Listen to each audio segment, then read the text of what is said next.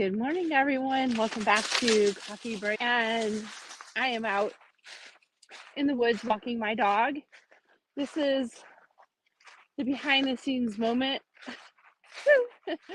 of the life of an author. And part of that day is making sure to schedule in exercise time, especially with my dog. All right, come on. Hold on a minute. Come on. I don't know if you can see her. Come on. You can probably hear her, but you can't see her. She's racing around. Anyway, part of that is spending time with my dog because she likes to sit next to me at my desk. She has a bed on the floor and she likes to sleep while I write or I'm working on my business. And I think that it's important to get her out of the house and spend some quality time with her because she deserves exercise as well. I want to know if I can flip this camera around because I want to show you this divot in the ground here.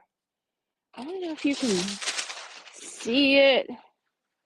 There's a divot in the ground here and it's 6 feet long. Can you see that? It's right there. And my brother swears that's an unmarked grave in my backyard. By the way, since I have my camera reversed, come here. Ah, that's Aria. That's my best animal friend besides my horse. That's my best friend at home anyway. We'll put it that way. Okay. This is the first time I've taken you out to the woods to go for a walk. So back to a day being an author. Most authors only usually write in the morning, and there's a whole business side to writing and being an author. The romantic version is everybody thinks that we just write all day long, but we don't. There's social media posts, billing, answering emails. I do other things like my YouTube video, my coffee break live, which is addressing both of these right here, as well as my Instagram live. And that it takes time, even if it's one time a week. There's still some thought involved in as to like what am I going to post for this week. And I also have a writers meet writers on Wednesdays from 10 to 1, and it's about networking with other writers. I'm helping with the programming director, being the program director for my local writers group. I'm working on doing a class on thoughtfully lining this trail with rocks. I just think it's just the cutest thing in the world. And it literally is right outside my back door. All right, come on.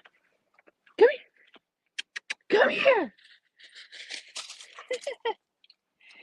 And today is all about insight on what it might actually be like if you want to be an author. And I love being my own boss and not doing the normal 9-to-5 job. I would say I probably work more hours than I did when I worked 9 to 5. I probably work on the average of 10 hours a day, maybe. Aside from huffing and puffing in your ear, I can smell my neighbors. I guess he's burning leaves, and I can smell that smell in the air, and I can hear his rooster crowing. And I'm telling you, it's cold out here.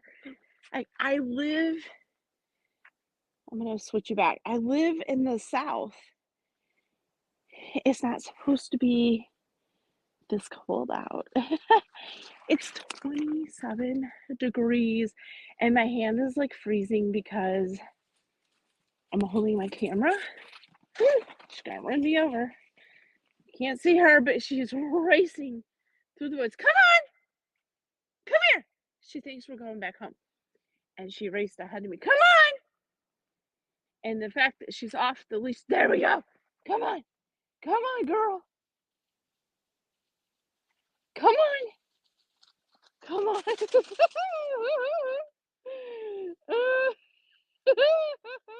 This is why I make sure to take time to let her out because she needs that exercise. She's too young to be just sleeping next to me on her bed while I write. So today's agenda, I have a lunch meeting. Again, it's all about networking. Tonight, I have a meeting with 7 or 8 other horse people, horse women. Horse women are amazing people. They persevere. They are down to earth usually, at least my friends. And I thought, wouldn't it be fun? We have a lot of people in this area, women, who all have the same passion. Wouldn't it be fun to get all of them together in one place? They don't all know each other. I know all of them individually and thought, let's get together. And I believe, as well as writing, being an author, it's all about community. And community for me is also horsewomen. And if you want to get back to brand, as an author, you need to have a brand. And a brand isn't just about Lori writes beach books. It's about horses, family, dysfunctional family at that. Building community because most of my books have an element of friendships in them, and my hair is going wild. And sometimes they move to a small town and they have to start from scratch and build their own community. There's always, come on, there's always an element of like feral animals in my stories. Aria, come here. Come here. I'm gonna have to put her on the leash if she keeps running off. Come on.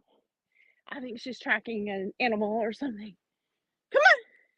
She's sniffing around the wood pile. I'm sorry for yelling in your ear. Can you hear thunder by me?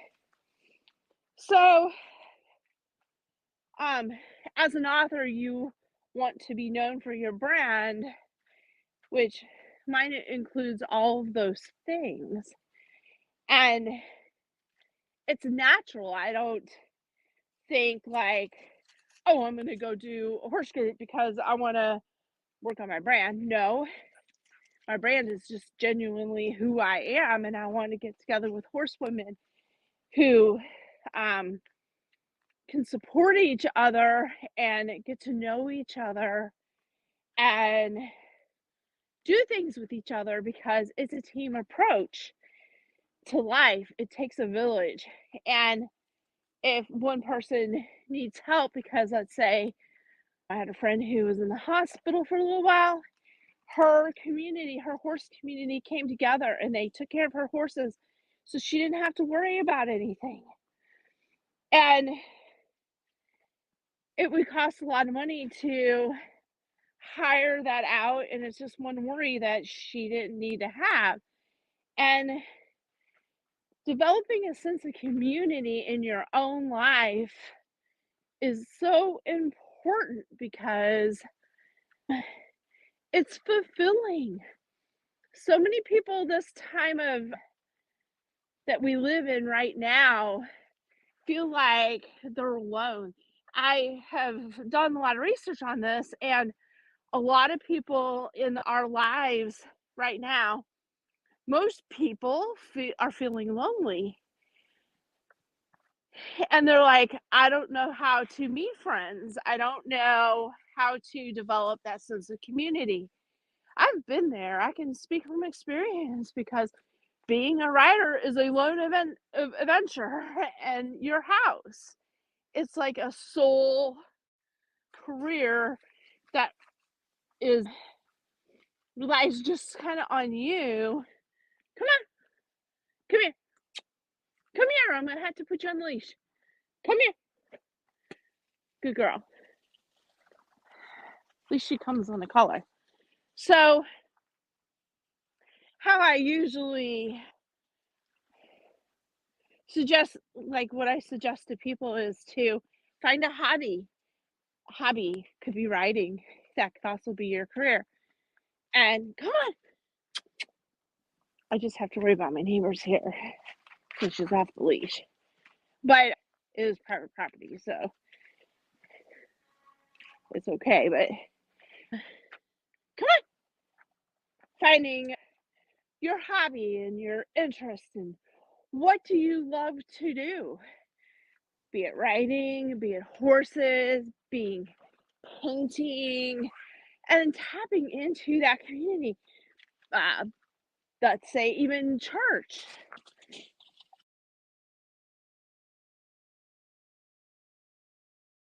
Sorry about that. A phone call came through and I got disconnected. Actually, you could see me, but my words disappeared. I have to figure out how to put my phone on do not disturb. I haven't been successful in doing that. But what I was saying is trying to find a group that does the hobbies that you enjoy. It could be church. When I was pregnant, I joined a quilting group at my church and learned how to quilt from these older ladies, and they had all these stories and all this wisdom, and I learned how to make quilts. It was really cool. It doesn't matter just reaching out. So many people want to stay at home alone, and so many people want to retract from people, and they think, oh, I've heard people say that they're a lone wolf, or that they don't know how to meet people, or that they just even don't like people. And now that I have developed more as an author and have reached out of my comfort zone too many times to count, I have learned the importance of reaching out, developing community, developing friendships. Even like I always say, there's a bigger circle, and these are where your acquaintances are. And you try to get to know people. I used to think that having just a very small, solid group was great. I'm beginning to think, I'm beginning to change my mind on that, because I think even that you can have a small number of people in your inner circle. That's great. I do believe in that because it's about deeper connection for me and authentic connection for me. And when you have a big circle, sometimes it's not as authentic as a smaller circle. But I also see the strong benefit in having a larger network of people as your friend group. And then you can dwindle that down and hang out with a smaller group in a more intimate setting, like your home. Maybe you could cook dinner together, things like that, watch movies, drink margaritas while you watch a movie, whatever you want to do. But that bigger group is really important. I don't know if this part got cut off or not, but I had a friend who, she was in the hospital, and there was no way that she was going to be there for like a week. And she had her horse community got together, her friends, and they gathered and they did all her horse chores for her every day so that she didn't have to worry. She could have paid somebody to do that if she could have found somebody. However, that can also get expensive, and the least thing that she needs to worry about is, are these people going to show up to do her horses? Maybe they don't know how to feed her horses, whatever it may be. But her friends and her intimate circle all step together and helped her through this hard time, because the last thing she needed to worry about was how her horses were going to get fed. She needed to worry about or be concerned with her health and healing and getting better. That's not the only reason, obviously, that you would have a friend group, because it's about giving and about servicing other people. Bringing other people together is an act of service, because you're providing a way for people to meet other people and to expand their circle. And I am sorry, my hair is so out of control. But it's really important to give to other people. And one of the benefits, and this is not why you do it, but one of the benefits of giving to other people is that you do meet other people, and that it seems like karma always takes care of itself. It comes back around in a full circle and comes back and blesses you for being a blessing to other people. And again, that is not your motivation as to why you should do this. You should do this because giving makes you feel good. Giving feels good. Giving shares that inner circle, that inner light, that, like on Christmas as adults, that, as adults, maybe we get a couple of presents for Christmas. When we were kids, we used to probably get tons of presents for Christmas. It's not about receiving, it's about giving. When my kids open up a present that I'm really excited about giving them, it fills my heart with spirit when they open a gift and they're just beyond excited and they're so happy and they're like practically jumping up and down even though they're sitting. It just does so much for yourself, like not in a selfish way, but it's fulfilling. And by giving to other people, even if you gather people together to eat that don't know each other or even do know each other, there's that sense of giving involved. And I guess I'm recommending that you start small. Find one person that you send or you like for whatever reason. There's some people that I just adore and I don't even know why. They're just kind of quirky and fun. And I have this one friend who's really analytical and intelligent, and she has this little quirky side to her that you wouldn't expect. And I absolutely love that about her. And those are the people that you invest your time in and you just get to know a little bit better. Now, they may not make it to your inner circle, but they may. You don't know. You don't know until you at least explore those ideas. On another subject, I have my hat on because I'm still cold. It's 27 degrees out. I live in the South. It's not supposed to be this cold. So I'm just trying to warm up. But anyway, that's all I had to say today. I wanted to share my walk with you. I wanted to share a slice of my day with you, behind the scenes as an author. And if you have any questions, drop them below. But, I'm going to encourage you to reach for your dreams, reach for the lifestyle that you want, and don't stop until you get it. And then when you get it, just all along the whole path. And when you get it, keep continuing to show gratitude and serving other people. That's what has fulfilled my life and has made me joyful. And I want to pass that light and that wisdom and that joy on to you, which is why I do my coffee break lives. So anyway, I hope you keep joining us, and I will see you next Friday.